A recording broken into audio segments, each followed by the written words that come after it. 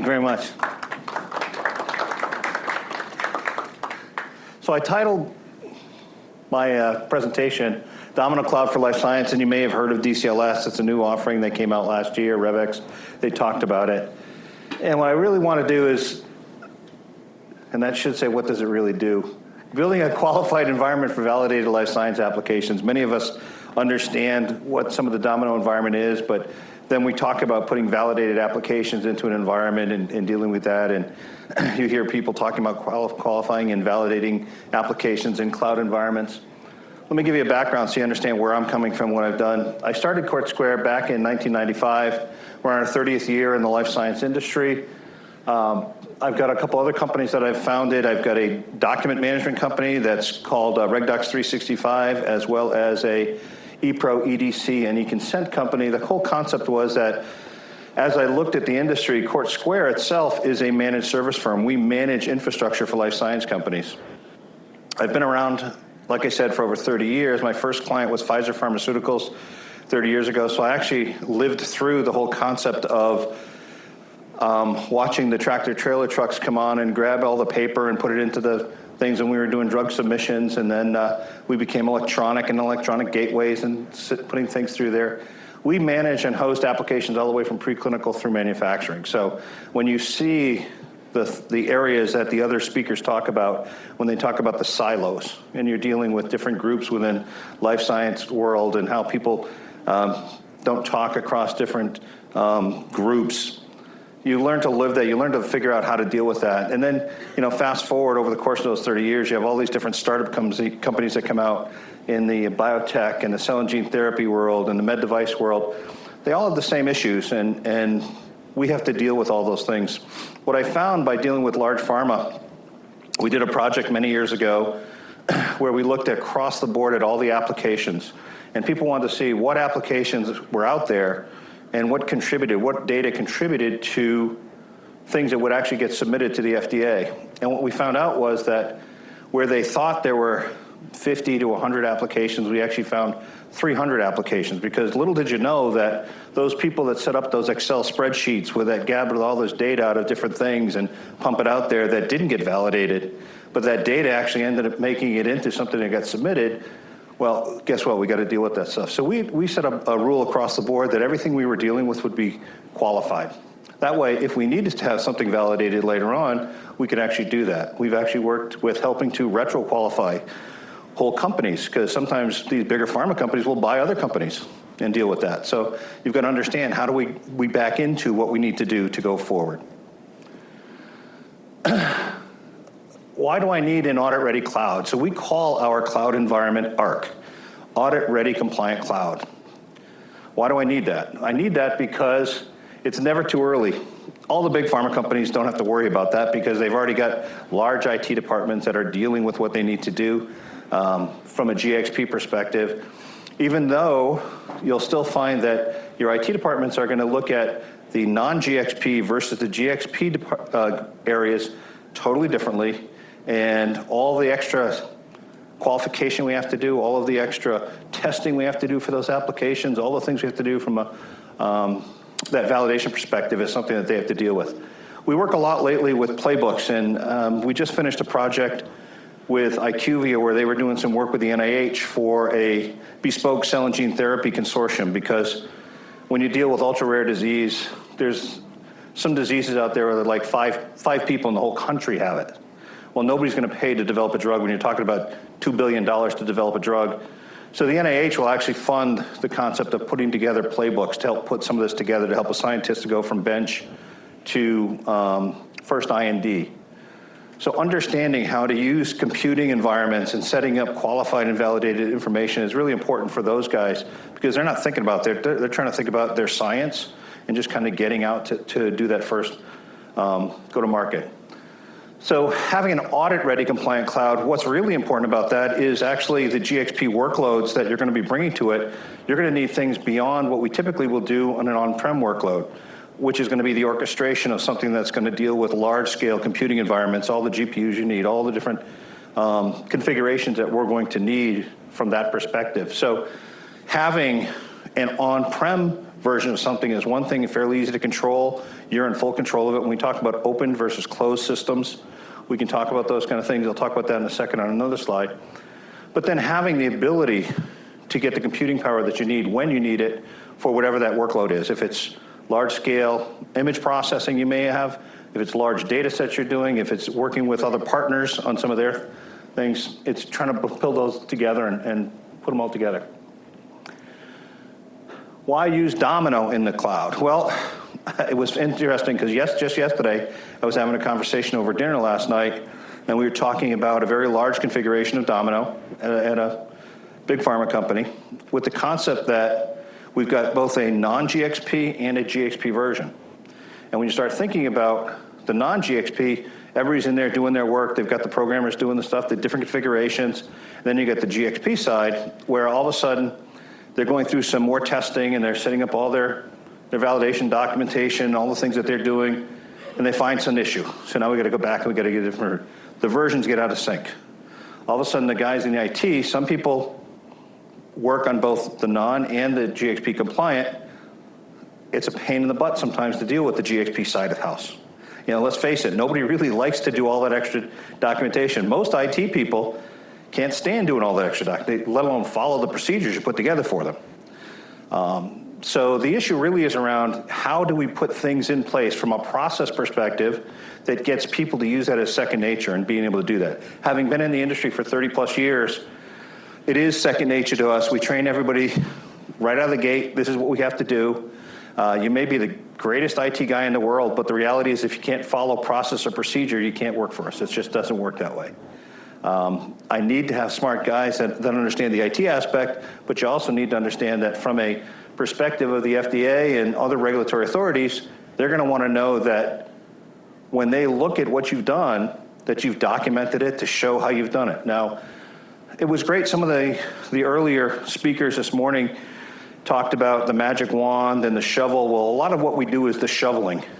We shovel. Maybe we shovel a lot of paper, but we have to shovel a lot. From that perspective, I think that understanding how to put those things in place is going to be really important. We want to have Domino in the cloud because we want to have those on-demand workloads. We want to have speed to model, delivery, and iterations of the different configurations you put together. And we want to have shareability and traceability across the board. So putting some of these things together, we can offer that out. If you have an on-prem version of Domino, but you have issues with trying to orchestrate workloads or trying to do some of that stuff, or you just have a department that is overwhelmed with other issues, putting something in a cloud environment like that and having somebody else take care of that mundane day-to-day stuff is truly a way to get away from doing some of that stuff, and you can concentrate on other things. And that's what we do.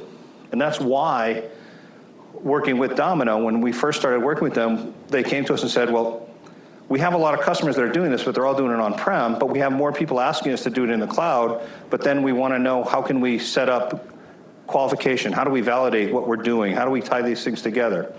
We talk specifically to network and security groups. We talk to quality. We talk to regulatory. We talk to all these different groups that we have to deal with on a very regular basis because we have to satisfy their need for being audit ready. And I think that's a big part of why having somebody who understands that world and can put those things in place, it's important. I think Domino is perfectly suited for being in a cloud environment, and many of you have already seen that because you're already doing it. Now you can say we can have it from a GXP perspective in the cloud environment. What do we need to do that? Let's talk a little bit more about that. So when we talk about ARC, Audit-Ready Compliant Cloud, the biggest thing that comes to mind for me is audits. We get audited on a very regular basis. You get audited on a very regular basis, whether it's from regulatory authorities or it's from other partners. If you're a big company, you're less likely to get audited by a regular partner, but you're more likely to audit some of those companies. I work with a lot of small startups, medium-sized companies that are getting audited on a very regular basis from their partners.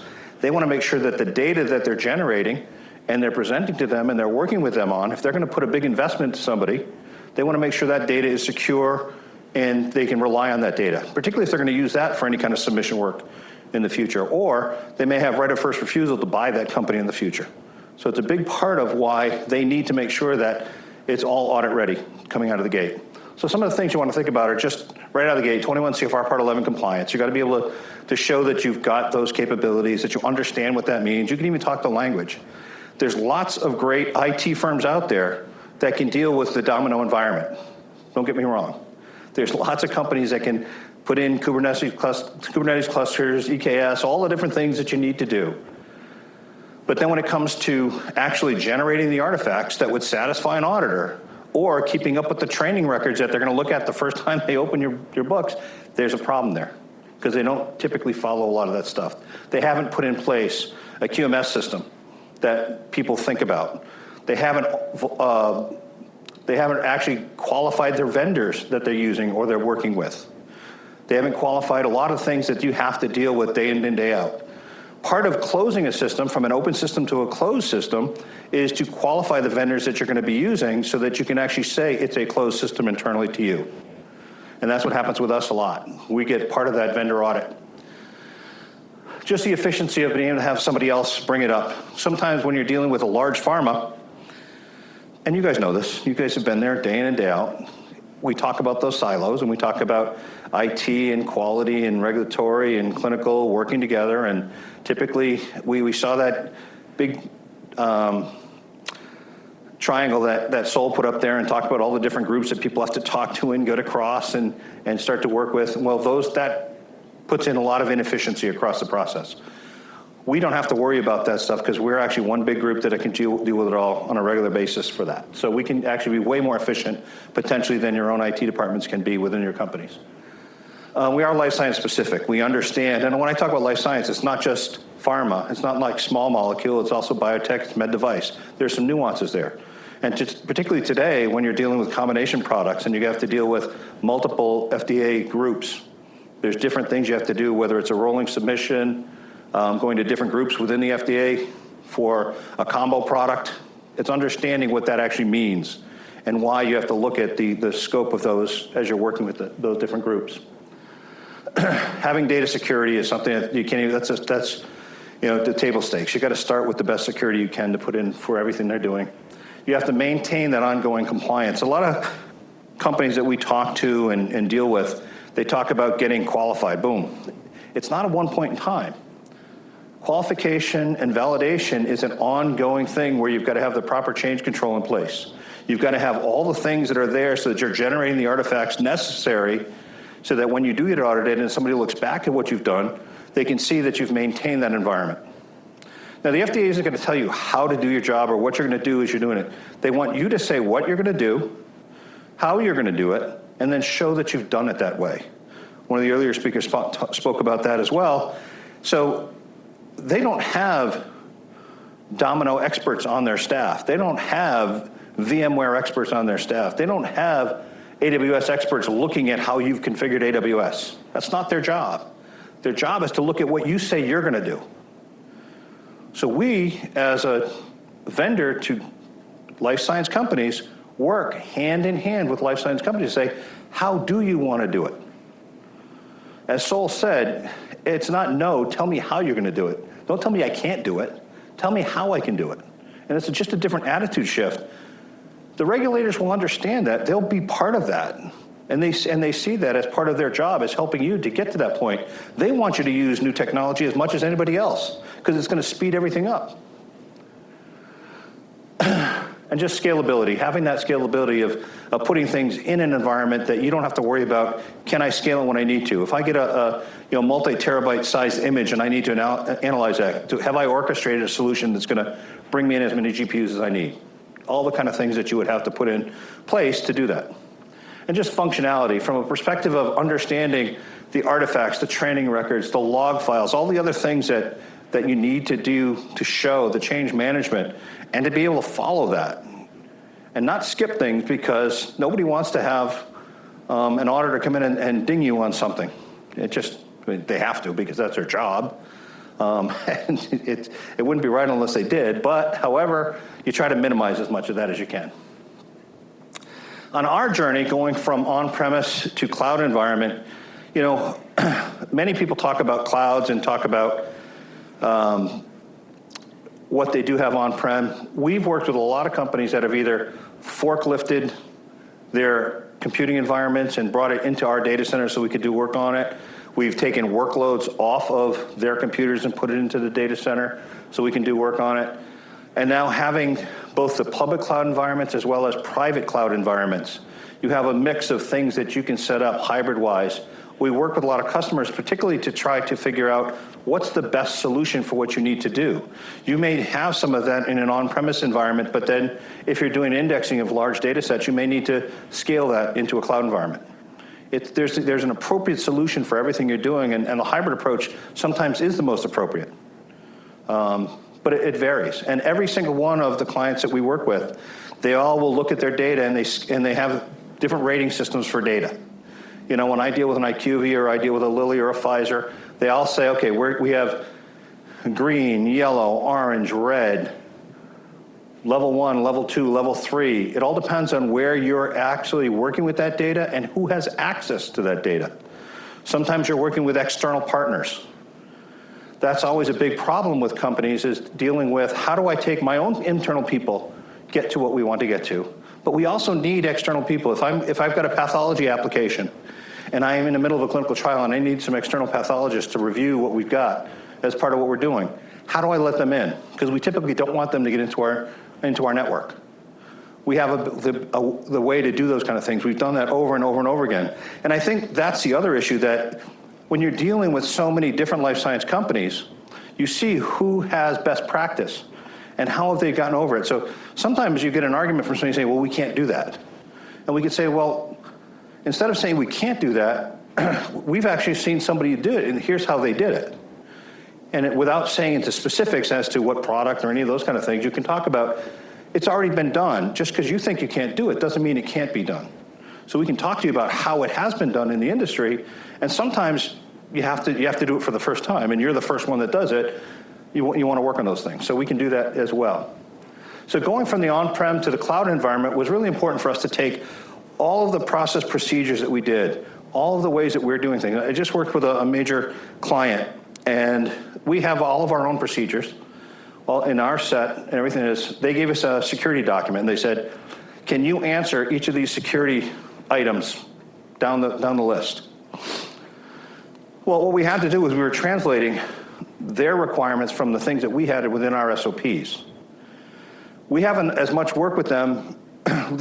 Based on the amount of work that we have with them, I said, stop. Instead of us trying to do a mapping project to figure out where our SOPs line up with yours, let's take your document, and then let's map our stuff. Let's create a document specific to you so that we can have a work instruction that says, for everyone that's going to work on this account, they've got to do a read and understood of this, and here's how we're going to specifically address every item from your security standpoint. So now there's no question. We understand specifically when we're working in that environment, here's what we expect there. Now, the nice part about that is we work hand in hand with multiple security, multiple quality groups.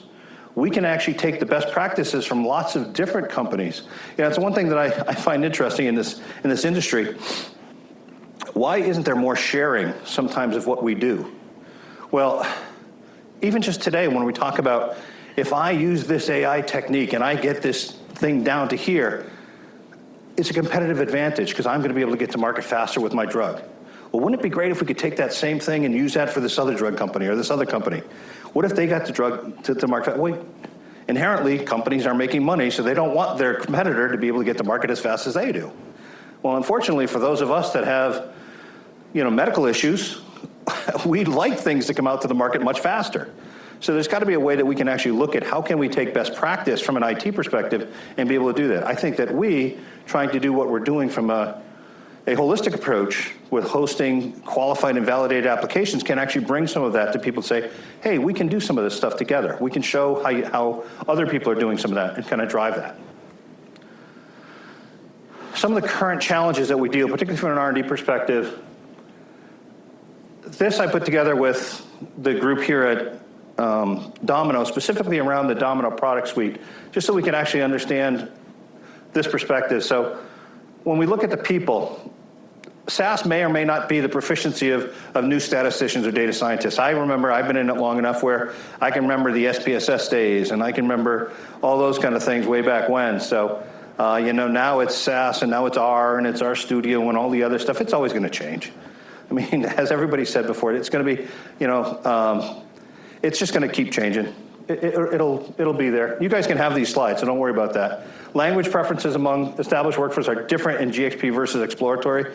It's funny when you're dealing with early stage scientists, all they really care about is their science. That's all they really want to deal with. They don't want to hear about quality. They don't want to hear about regulatory. It's just something that's far off in the future. Oh, I'll deal with that in a year from now. Well, a year from now, when you finally get to that, now it's a whole rework of all this stuff that you did. Or can we even use some of the data that we were starting with early? So those are areas that we want to make sure they think about early on. There's always a tension between IT and business, even more so between IT and quality. And I think that's a big approach. I actually don't go to as many IT shows or technology shows as you would think, being a technologist. I've got a master's in computer science. I do all sorts of stuff in computer science. I used to work for digital. That's how old I am.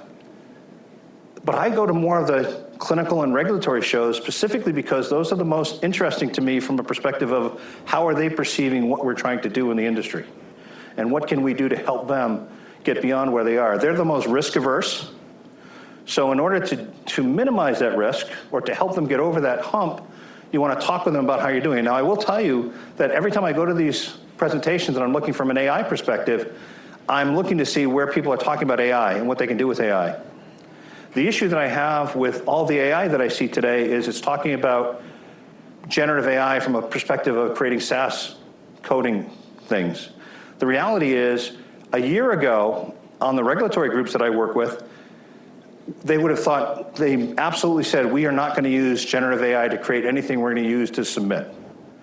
This year, when you talk to the same regulatory people, we've got 3 projects going on right now where we're generating responses back to the regulatory authorities based on past responses. So it's really changing very quickly as to, even from a risk-averse standpoint, how we can get to that point to do that.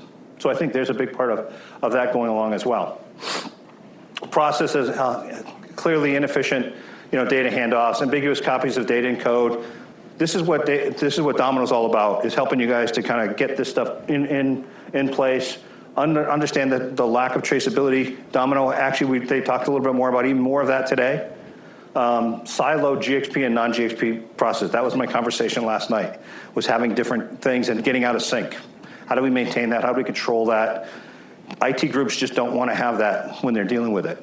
We deal with so many different environments from different places. We understand that they have to be that way. Some of you are in lockdown because you're about to do a submission. Some of you are doing this, or you have these other things going on. You don't want to be doing upgrades in the middle of that because it may affect your results. So people say, it's locked down. We understand that.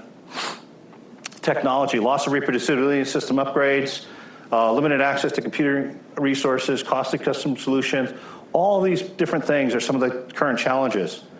The nice part about having across multiple life science clients is that you can learn from other life science clients the same way, even in the Domino environment. Somebody may have tackled the very same thing that you're dealing with, and it may already be there. So for Domino today, one-click access to open source, legacy, and all the things, and it's constantly changing. They're always adding more things. The on-demand compute resources, how do we make that available? And how do we make that available from a GXP perspective? What do we have to do to put it in place so that we can understand that we can keep adding those in and still maintain the GXP compliance? Automated DevOps, saving time and lowering cost of ownership. Next is connecting to a variety of data sources. There's all sorts of new things going on to make sure you can get to those data sources in the places where they are. And the robust APIs that they've already got built into it. The embedded reproducibility, the traceability and versioning, the audit trails, the data snapshots, all the things that you would expect and what you need from a GXP perspective. That's built in, and those are the things that are there. You've got to take advantage of that. So you've got to look at that and make sure you understand that as part of the tool itself.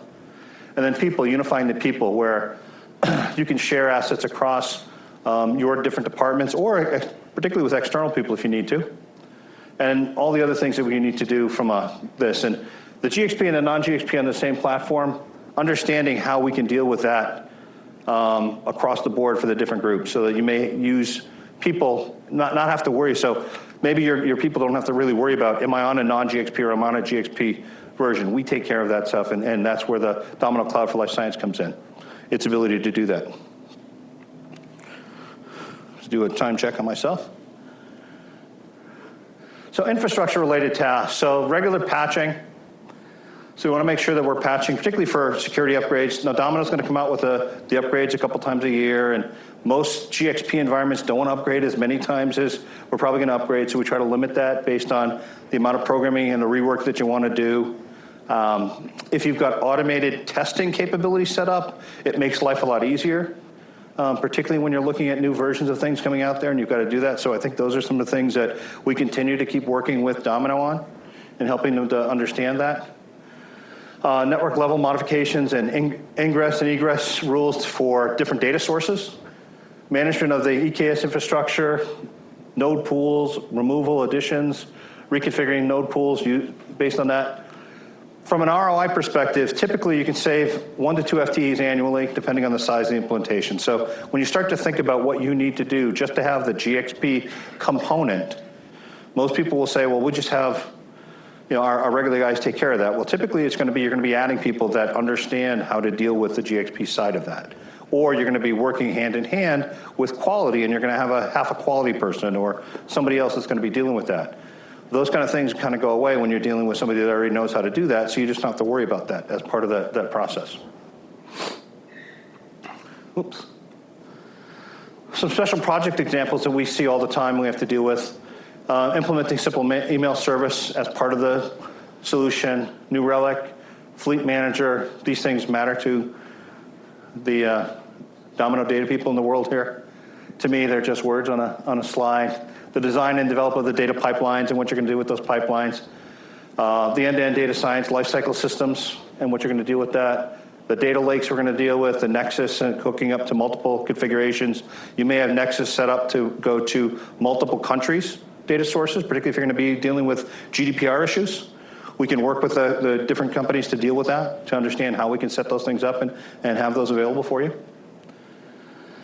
And actually, and from a GDPR perspective, that's the other thing. Because we're dealing with a lot of AWS or Azure or Google environments, we can set up these environments within different regions so that you can actually be GDPR compliant for those particular companies that need that for those data sources.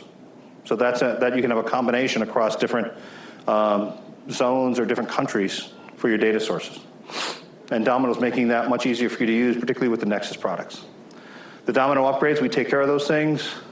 Customer requested backups. A lot of times you don't realize how much extra time people need to do backups. We had a speaker in here a little bit earlier talking about just the storage aspect of things and how often people don't realize that data scientists like to keep old data around. and it's amazing how much that backs up and how much that costs you over time. And then just network infrastructure configuration for external data sources, connectivity, warehouses, whatever. There's always some new project going on and somebody wants to hook something up with something else. So those are things that we see on a very regular basis. The more you see it, the more it becomes easy to do.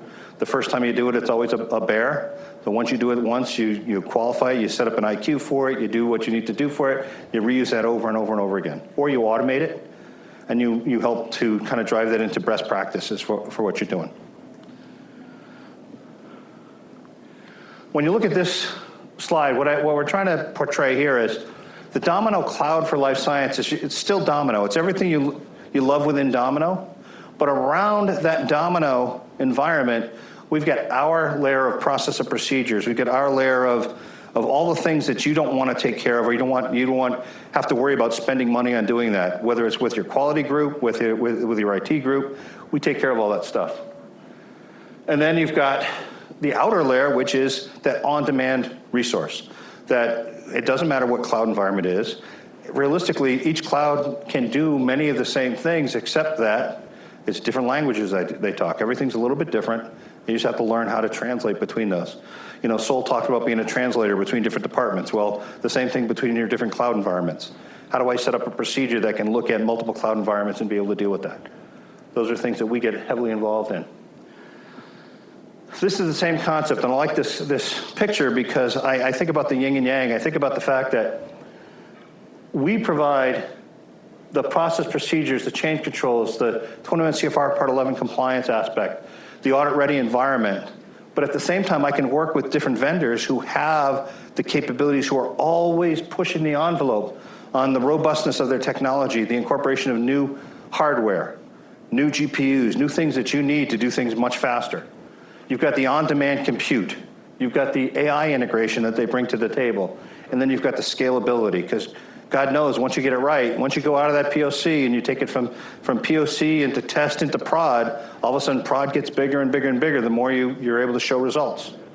And that's what you want. You want that scalability. You want to be able to say, let's go and let's grow this thing, because we want to do it. Now, the nice part is, by growing that, you don't really have to grow anything on this side, because once you put the process procedures in place and you have the auditability there, that stays with that environment regardless of size. Because part of what we do up front is figure out how can we qualify an environment that will scale. So how do we look at the environment that says, hey, this is good for this amount of CPUs as well as this amount of CPUs? How do we test that out? How do we look at that? How do we put IQs in place or qualification in place that makes that appropriate for what you want to do? And I think it's understanding that that's going to be really important to actually growing your Domino footprint, particularly for your GXP compliance. I was talking to somebody earlier today from Domino who was just talking about the higher ed world, and just said, you know, one of the big problems in the higher ed world is just getting people that want to deal with managing day to day. So we're actually going to talk with them about doing more with higher ed. We're already doing stuff with higher ed because there's a lot of clinical work that's actually coming out of higher ed, particularly with companies that are doing startup companies. You know, we're up in the Boston area, so we're dealing with new companies getting formed out of MIT or Harvard on a very regular basis, with Mass General Hospital up there and all the other stuff in the Boston area, Cambridge. So we see that on a very regular basis. A couple of use cases. We've got a couple CROs out in Europe that we're doing some work with. Veramed and Flex Global, whatever they're called today. It's now, you know, Flex Global is just one of the ongoing terms of whatever their rename is. It was a couple different things, but now we're doing with both of these guys, or two different CROs. Veramed is a very good partner of Domino's as well. It's actually doing a lot of work both on-prem and in the DCLS cloud environment. Working with them hand in hand, we're working across multiple customers with them as well. So it's a chance for us to actually work with somebody that's going to be sitting there doing other things with other big pharma companies. So they're doing a lot of work with those companies. And it's just learning, understanding how these guys work across the board with other pharma companies. That's really important. And there's lots of different data management groups that we're working with on a regular basis that already have Domino, or trying to take their Domino environment from their on-prem into a cloud environment as well. Great. Well, thank you all.